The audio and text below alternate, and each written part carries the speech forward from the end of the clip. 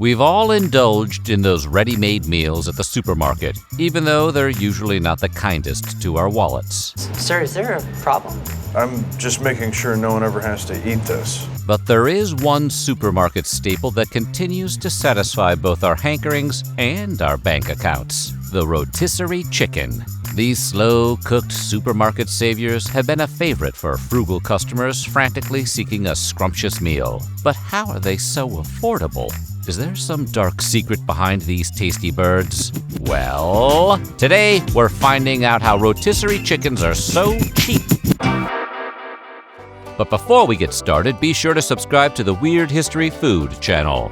After that, leave us a comment and let us know what other mealtime favorites you would like to hear about. Okay, time to go for a spin.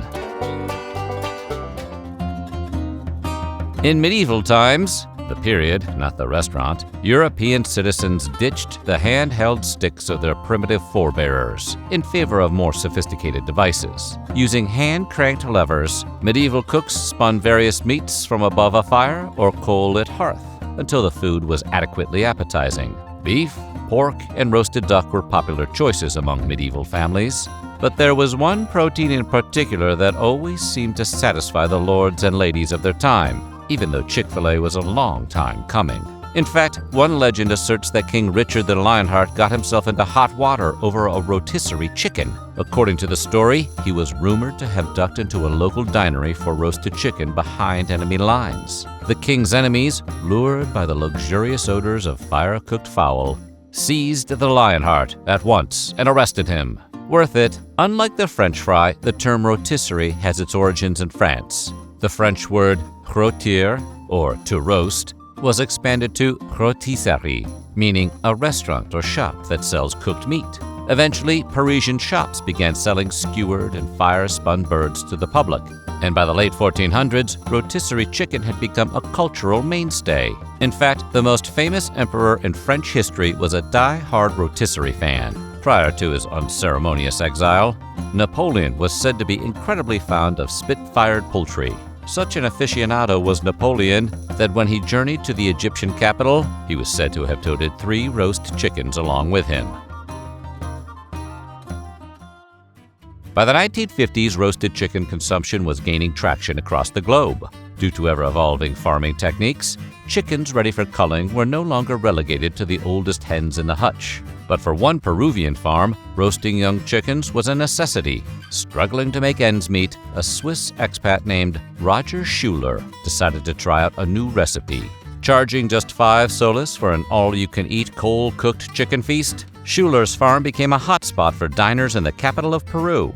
Around the same time, some 6,000 miles away, a former World War II Navy officer by the name of Ernest Morgado was making his own stake on roast chicken. Hawking his teriyaki rotisserie stands at fundraisers all across Hawaii, Morgado's innovations led to a Guinness World Record for hosting the biggest rotisserie bash of all time. With nearly 50,000 pieces of roast chicken served for charity, this Hawaiian take on rotisserie was a clear sign of things to come. Because in 1991, an American country music legend brought rotisserie over to the Atlantic. Debuting in Coral Springs, Florida, Kenny Rogers Roasters was helmed by the titular troubadour and former Kentucky governor turned KFC CEO, John Y. Brown Jr. Featuring rotisserie chickens by way of wood-fired spits, the chain quickly expanded to hundreds of locations. Unfortunately for the Islands in the Stream maestro, another U.S. chain was about to take roast chicken to the next level. Originally known as Boston Chicken, this regionally beloved rotisserie spot eventually blossomed into Boston Market, the place you go when you want to spoil yourself with a home-cooked meal on a budget. With a full-blown commitment to bringing rotisserie chickens to Americans, Boston Market expanded from the Northeast to hordes of locations across the country. Known for heavy advertisements and a rapid takeover of quick-service poultry dishes, the folks in Boston had certainly cornered the market. Perhaps knowing when to fold 'em, Kenny Rogers soon shuttered his stateside roasters and shipped his spinning spits overseas. But as it would turn out, even the mighty Boston Market could be toppled. Burdened with debt due to their franchise crusades, the big Boston soon trembled in the shadow of a brutal competitor. Deciding to cut out the middleman, markets and grocery stores got in on the rotisserie action. With better prices, easier access, and a whole new reason to stop and shop, grocery store rotisserie quickly became the new normal. As one of the least expensive options for families perusing the markets, rotisserie chickens are a dependable option for just about anyone. In truth, buying a fully prepared bird is a fraction of the cost of making one at home. With a lower price than an uncooked chicken from the same store, and an absolutely unobtainable preparation method, buying your chicken to go is easily the cheapest route. But with so much meat for so little coin, one starts to wonder what's really going on behind the scenes. Unlike their fancy wood-fired or coal-simmering counterparts, the supermarket rotisserie is an entirely different kind of bird. Usually roasted in large industrial ovens, the common rotisserie chicken is roasted until it reaches the appropriate food temp and traditional brown skin. But unfortunately for clean diet foodies, these store-bought birds also come with a few added ingredients. First, the chickens are injected with a predominantly saltwater-based slurry, in addition to additives including sugar, MSG, and any number of FDA-approved preservatives. Not only does this hot shot of brine keep the chickens plump and moist on the spit, the injection also adds that touchstone savory flavor we so often associate with rotisserie. So while it may not exactly sound appetizing, the end result is magically delicious. Early leaders in the art of supermarket rotisserie, Costco introduced their line of ready-made chickens in 1994. Yes, long before AJ and Big Justice busted onto the extra-wide aisles, Costco was one of the very first purveyors of rotisserie. Served on hot holding racks in their grocery departments, these pre-bagged birds were an instant favorite for shoppers, shocked to see such low prices. In fact, rotisserie chicken sales have been on the climb ever since their inception. In a stunning leap, Costco locations saw an increase in rotisserie sales to the tune of 20 million chickens from 2022 to 2023. And if the popularity of YouTubers and big deals are any indication, it seems as though there is no stopping the Costco roasted chicken phenomenon. Kroger locations were also an early contender in the rotisserie roadhouse of big numbers. But even organic markets have been taking a shot at roast fowl. For instance, Whole Foods markets have had tremendous success with their popular organic rotisserie chickens. And even though these birds might cost you your whole paycheck, they still sell for less than half the price of an organically raised raw chicken. Although the supermarket rotisserie chicken has been injected with hard-to-pronounce goodies, and even though these birds get roasted over decidedly less interesting heat sources, the low-cost aspect usually has little impact on overall quality. As so-called loss leaders, products sold at a loss to lure in customers and hopefully get them to spend more money on other items, rotisserie chickens are a welcome gamble for savvy grocers. Think the Costco hot dog.